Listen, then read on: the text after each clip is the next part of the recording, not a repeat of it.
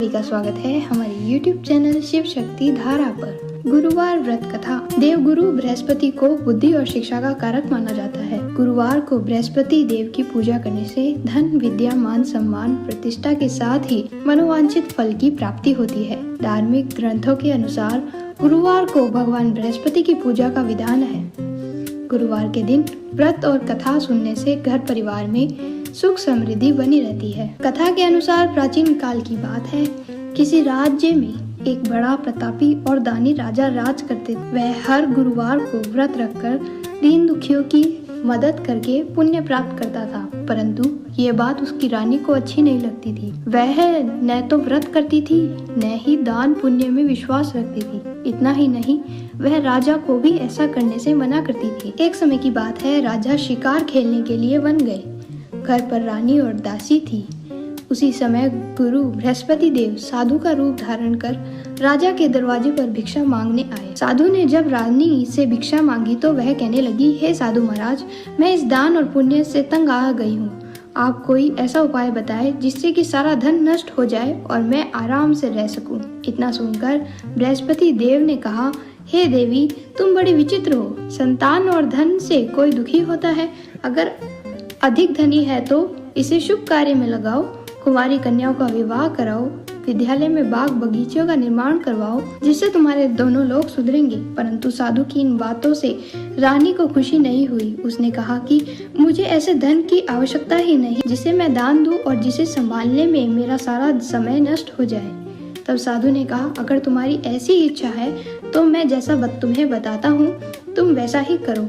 गुरुवार के दिन तुम घर को गोबर से लीपना, अपने बालों को पीली मिट्टी से धोना, राजा से हजामत बनाने को कहना, भोजन में मांस मदिरा का प्रयोग करना, कपड़े धोबी के यहाँ धुलवा देना।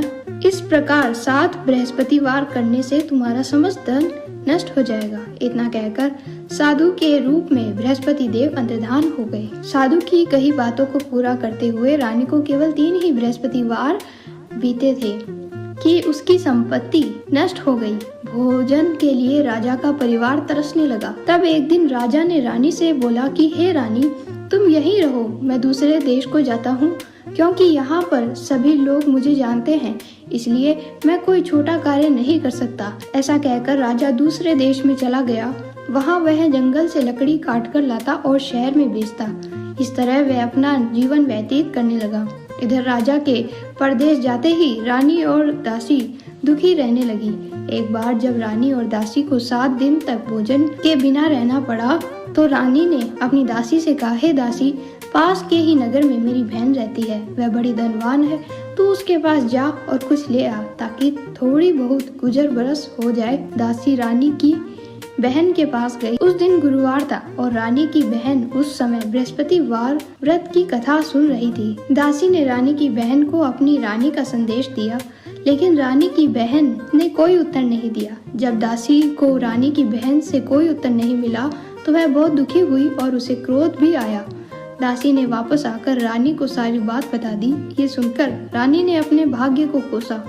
उधर रानी की बहन ने सोचा कि मेरी बहन की दासी, परंतु मैं उससे नहीं बोली, इससे वह बहुत दुखी हुई होगी। कथा सुनकर और पूजा समाप्त करके वह अपनी बहन के घर आई और कहने लगी, हे बहन, मैं बृहस्पतिवार का व्रत कर रही थी, तुम्हारी दासी मेरे घर आई थी, परंतु जब तक कथा होती तब तक न तो उठते हैं और न ही बोलते हैं, इसलिए मैं नहीं बोली।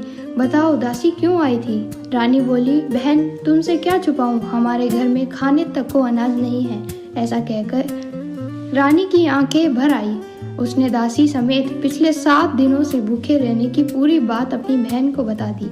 रानी की बहन बोली, देखो बहन, भगवान बृहस्पति देव सबकी मनोकामना को पूर्ण करते हैं। देखो, शायद तुम्हारे घर में भी अनाज रखा हो। पहले तो रानी को विश्वास नहीं हुआ, फिर वह बहन के आग्रह करने पर उसने अपनी दासी को अंदर भेजा तो उसे सचमुच अनाज से भरा एक घड़ा मिल गया। ये देखकर दासी को बड़ी हैरानी हुई। दासी रानी से कहने लगी, हे रानी, जब हमको भोजन नहीं मिलता तो हम व्रत ही तो करते हैं, इसलिए क्यों न इनसे व्रत और कथा की विधि पूछ ली जाए ताकि हम भी व्रत कर सके। तब रानी ने अपनी बहन से बृहस्पतिवार व्रत के बारे में पूछा।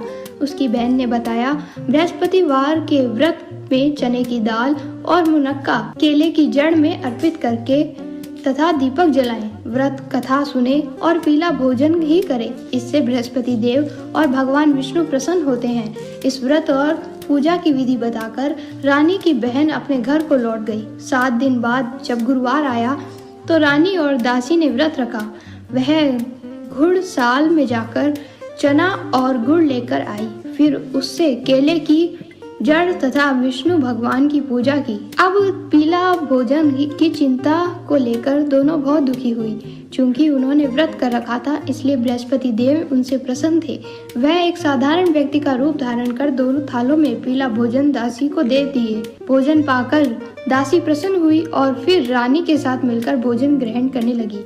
उसके बाद वह सभी गुरुवार को व्रत और पूजा करने लगी। बृहस्पति देव की कृपा से उनके पास फिर से धन संपत्ति आ गई, परंतु रानी फिर से पहले की तरह आलस्य करने लगी। तब दासी बोली, देखो रानी, तुम पहले भी इस प्रकार का आलस्य करती थी।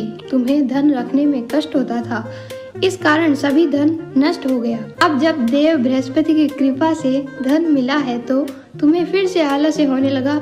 रानी को समझाते हुए दासी कहती है कि बड़ी मुसीबतों के बाद हमने ये धन पाया है, इसलिए हमें दान पुण्य करना चाहिए, भूखों को भोजन कराना चाहिए और धन को शुभ कार्यों में खर्च करना चाहिए। इससे तुम्हारे कुल का यश बढ़ेगा, स्वर्ग की प्राप्ति होगी और पितृ प्रसन्न होंगे। दासी की बात मानकर रानी अपना धन शुभ कार्यों में खर्च करने लगी। इससे पूरे नगर में उसका यश बढ़ने लगा। इस प्रकार जो कोई भी बृहस्पति देव की कथा को सुनता है, उसके सभी मनोवांछित फल की प्राप्ति होती है। साथ ही साथ उसके घर में धन संपत्ति सुख समृद्धि बनी रहती है। ओम नमः शिवाय।